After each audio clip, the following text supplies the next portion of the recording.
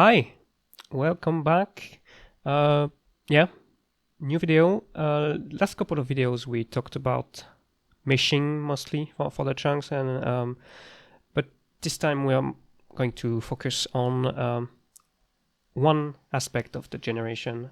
There will be more videos, I'm pretty sure about this. But yeah, today is going to be about biome generation especially, and also the underlying structure that I'm using, not directly related to biomes, but yeah, it's going to get clearer as I explain it. So right now what we're seeing is kind of like what we saw in the last videos, is just, you know, generated blocks with a meshed chunk.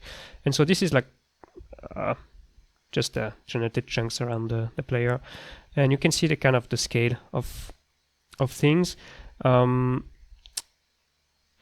what we're going to talk about today is how we generate biomes to have different kind of generation. Right now it might not be super obvious, but we have different noises contributing to different parts of the map. So we have this this noise here that looks like that, and then we have another completely different looking part of the map here with much higher amplitude. Basically, it's not the best example, I guess, but I think it's quite clear. And so the point is that we want to have different looks for different part of the map. If the whole map just looks the same, like for example this, it might look fine in itself. But if you are on a giant map and in every direction you go, you encounter the same style of terrain, you will get bored quite fast, I think. And so you could just manage one single generation, like, and blend like dozens of different noises and use some noises as masks to have variations. But then not only it's going to be quite expensive, if you want to have a rich looking world, you're going to need a lot of noises, and it's never going to be super flexible, right? Because you're going to constantly have to fight between different noises that you are using and blah blah blah. So what you actually want to do is, what I wanted to do and what I just implemented. I implemented this a while ago. I always do the videos like super long after I've implemented things. Right now, I'm much farther in the project right now. I had to edit the material of the chunk to make it look gray, but I already have generation of the block types going on. But anyway, not just a side note. Yeah, so I was saying that what I did for the biomes in my case is that I actually wanted each biome to be very flexible and has its own generation without having to worry about the number of noises or how to blend all of these together to obtain like one value for each block. Right now we're only talking about a height map, like the height of the block, but it's the same for like 3D noise or, you know, block type generation to generate the materials that the blocks are going to be made of. And so yeah, I implemented a system where each chunk is going to contribute to a defined area of the map, and we're going to have blending between different biomes. This is what we're seeing right now. We have a blend between this style of biome and this style of biome. It's just an example. Like, these are not like the final biomes that I'm going to use. These are just like random noises that kind of look different, so I can see that there is a transition. But yeah, it's nothing definitive. It's just for the illustration. And so how do we do that? Because you can approach this in many different ways, but I'm just going to talk in this video about what I did. It might not be the best way, but it's a good enough way. So first I need to show you something else, the regions. I did mention the regions in one of the first videos when I was talking about what is a chunk, what is a cell, and blah blah blah. And so I did mention that each chunk, like every chunk is part of one region. And so regions are kind of like mega chunks. The regions are like 3D groups of chunks. And so this is what we are seeing right now. These, I'm going to increase the speed because now we are in super big scale. So these cubes that you see, these cubes, these colored cubes are the regions. And so you can kind of see the scale. I mean, this is tweakable, obviously you can change the scale, but this is what I came up with, which is good enough. So you see this is like the 1-to-1 scale block, and this is a region. So a region, I think right now it's like 30 by 30 by 30 chunks, or 60, I can't remember. It doesn't matter. So these are like the regions, and so the regions are generated around the player just like chunks, but you will have much less of them, obviously. And so you have the 3D regions, as you can see, and also you may be able to see on the ground, these are the 2D regions. The 2D regions are the same, but in 2D. It's obvious, stupid when you say it like that, but they do slightly different things, and I'm going to go over this during this video.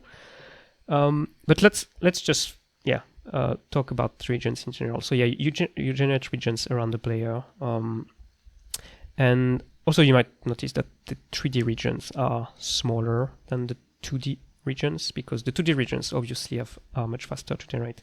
But what do we exactly generate in these regions, right? We don't generate the blocks because the blocks are generated per chunk.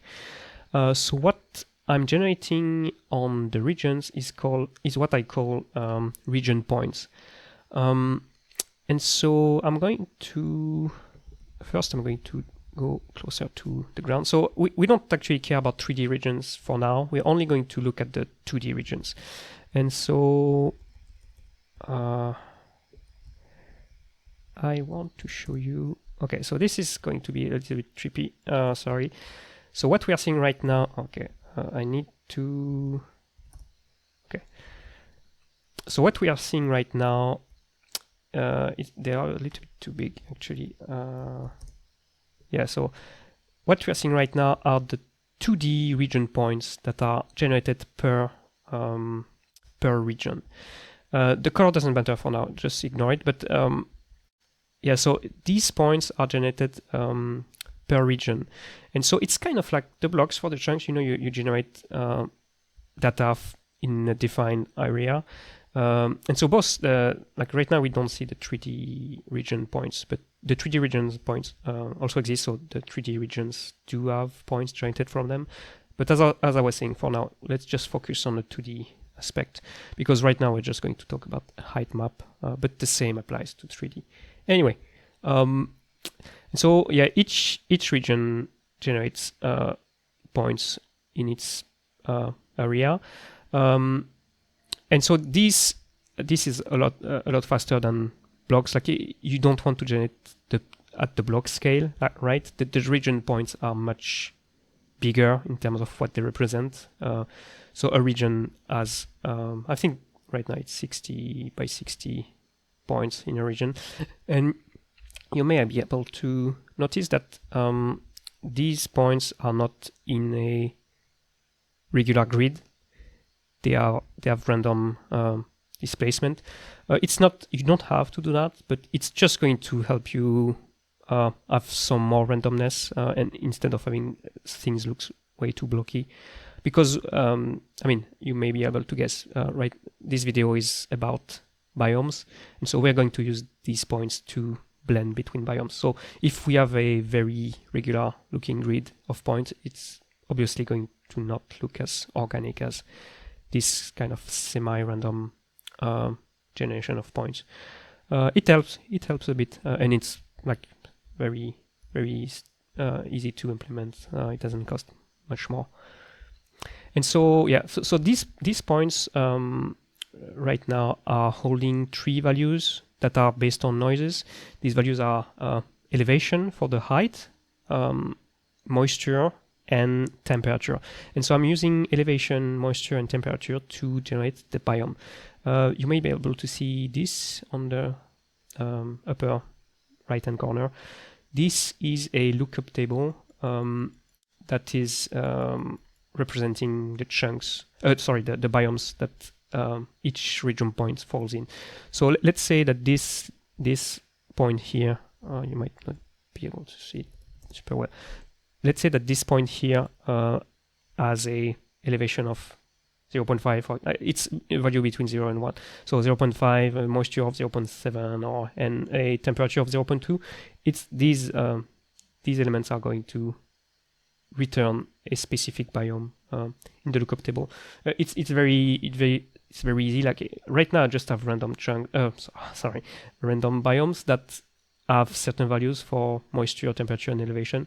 And by generating this lookup table, we end up with these colors. Each color represents one type of biome, and it's just a lookup. Like it's the moisture, temperature, and elevation are like coordinates that you input in a 3D array in a sense.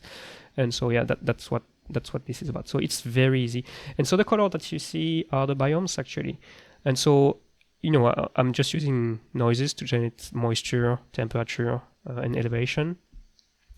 And this is just a result. So these points all kind of have the same attributes that then they become the green biome. And we have various biomes here. So it's nothing crazy, nothing revolutionary. It's just very simple. But it's actually, you actually need to do that. You can't, I mean, you could like compute moisture, temperature, elevation per block, per chunk, but then it's going to be super expensive, at least a lot more expensive than this. Because now that we have this, I'm just going to stop the 3P. Oh. Wow, sorry. Just going to stop. Yeah, okay. So we're back here. And so, yeah, what do we do now that we have this? And so once we have reached the step where we need to generate a chunk, during the block generation, so for example, for the height, to know what's the height of this block, blah, blah, blah. What we do actually is we don't like compute noises directly per block. We actually just find the closest region points around the area that we are interested in, and then we just blend between them. That's very simple to understand, but it's actually quite expensive to compute. So what I've done, instead of doing this for every block, so instead of checking like closest region points for this block, this block, this block, this block, this block, what I've done is I've undersampled the generation. So I'm just checking one block every X block. For example, if I undersample by 4, I just check one block every 4 blocks to check the region points, and then after that, I just use three linear interpolation to just figure out the final result. And this is what it looks like. So you can see it's fine. It looks okay. I just need to maybe find an area where there are some other type of... Okay, yes, so this noise here is very stupid. It's very easy to tell that we are dealing with a different biome. So, you end up with nice... Oh my god, I need to get closer because these chunks are lower res. And so, yeah, you can obviously... I mean, you can see that obviously the different... Oh my god, I hate that. These fucking shadows. You can see like we have some nice blending going on, and it's nice to have this kind of transition. Right now it doesn't look good because this noise is absolutely crazy, and so we end up with a very harsh transition between the two biomes. But hopefully you can see what's going on. So yeah, it's quite easy to implement. Honestly, it's just slightly more expensive than I thought. So I had to undersample the block generation because it's much faster with undersampling. Yeah. So I mean, again, these are just test noises. They are nothing, not very beautiful. But yeah, it's quite nice. So this region point system is not only used for that; it's used for many things. But it's supporting the biome generation quite well. I'm going to now talk about something slightly more technical, and it crashed. All right. Yeah, sorry about that. So yeah, I just wanted to mention something about the region point generation because one of the goals of this project is to work in multiplayer quite well. And so I need the generation to be entirely reproducible on the client and the server seamlessly. I do not want to have to replicate all these regions. All these regions are not actors. Like, they're just very, very lightweight entities in C++. And I do not want to have to replicate them or any of their properties. I do not want to have to sync them to all clients constantly. This is just not something I want. So for this to work, I need the generation to be entirely reproducible locally. Like, it should not matter. So that means, what this really means, it's that each region should be completely independent from any other adjacent region. This is quite problematic, because when you think about what we need to do, what we want to do is, talking about biomes, for example, we need the biomes to make sense. What I'm saying doesn't make sense, but it's going to make sense very soon. So yeah, we're back to this. So you already saw that. So these are the biomes, and as you can see, you can't predict where biomes are going to start and end. Like, they could be anywhere. And so obviously they can cross multiple regions. And for example, what I want, I will be talking about this aspect a bit more in a future video about finite versus infinite generation. But just for now, you just need to understand that what I want is to be able to identify biomes by name to make them feel more real. And I think it's a very important aspect. For example, because I think giving an example is going to be much better. Let's look at this biome here, the one which is in this weird mix between blue and green. Let's imagine that this is a forest, right? Like a forest biome or whatever, it doesn't matter. What I want to be able to do in the game is to display this as, for example, forest of myforest.com. I don't know what I'm saying, but I basically want to be able to treat this biome as a single entity. For example, I want to be able to say, okay, this forest needs to have oak trees and pine trees, right? And so obviously, with what I was just saying before about each region being completely independent from each other, this is an issue, because right now I don't know if you can see really, but you can see, like, right now that this biome is split between multiple regions, and it's a very small biome. Like, if you look at other biomes, like, it's even worse here. Like, you can see that this is covering a very, very big area, and it's crossing a lot more than one region, obviously. And so, but even this one, which is quite small, is the same issue. So how do we manage that? I didn't find a perfect solution, but I did find a compromise that is good enough. And actually, what we are seeing right now is already with the fix applied. I'm going to talk about this right now.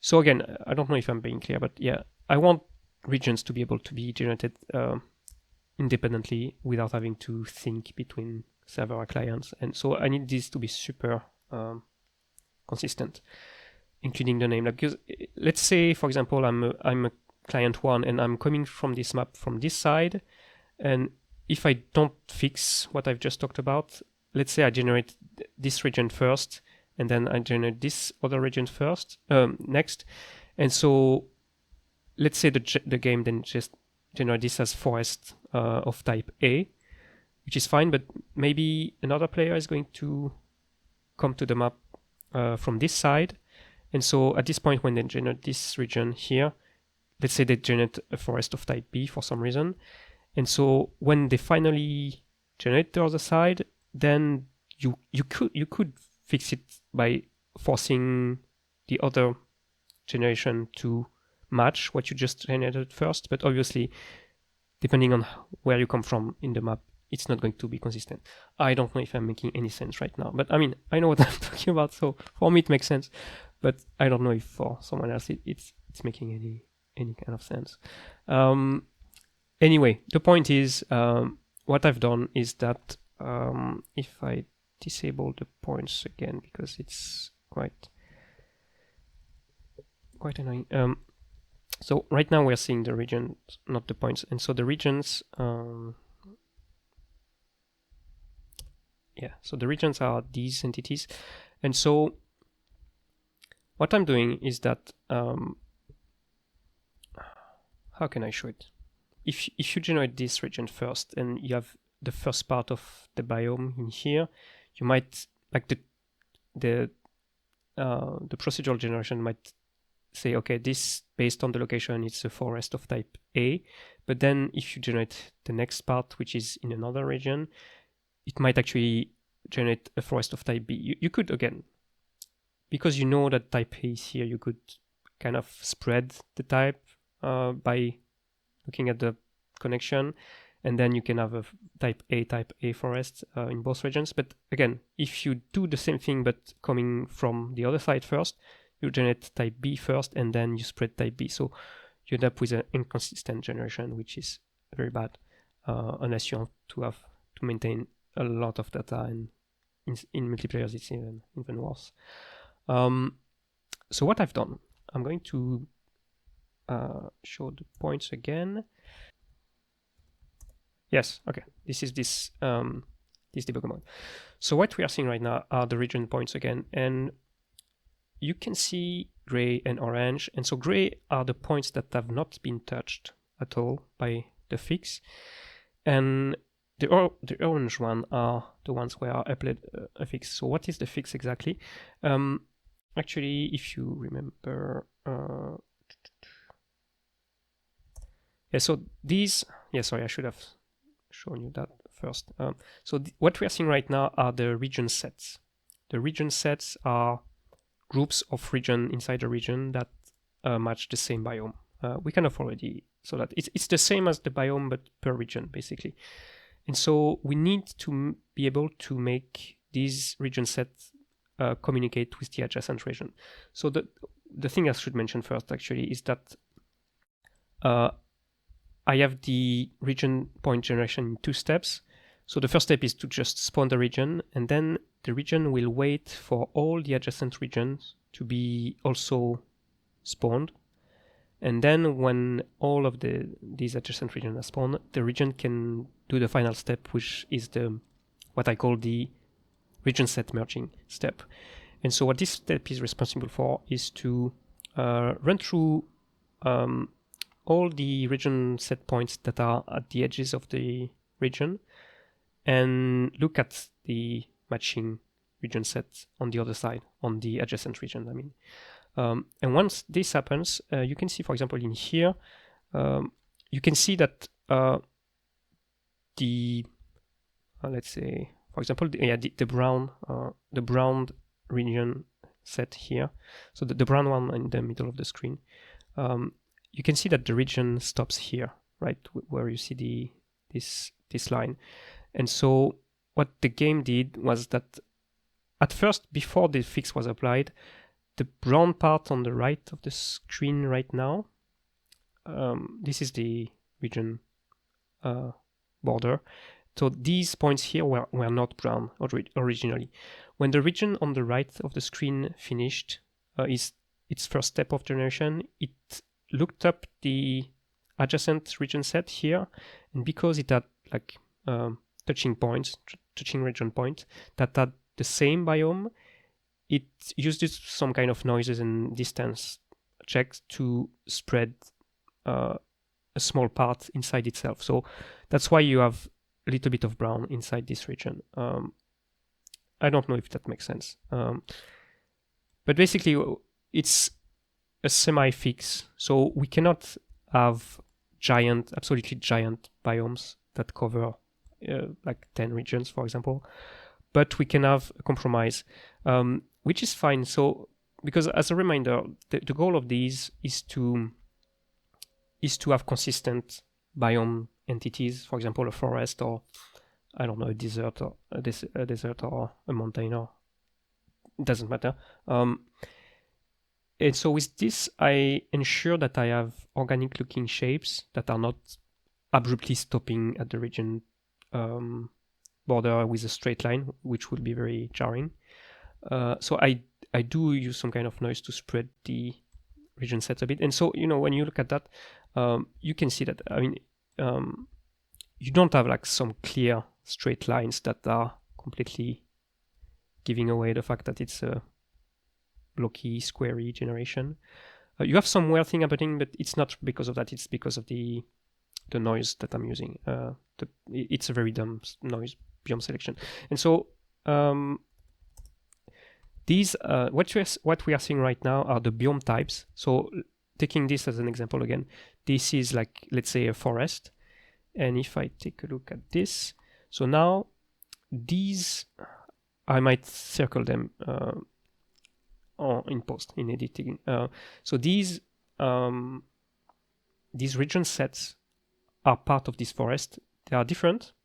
So in the game, they will still, they are all going to be forests. So visually, they are going to look very similar, but one of them might have one type of tree and another, the next one will have another type of tree.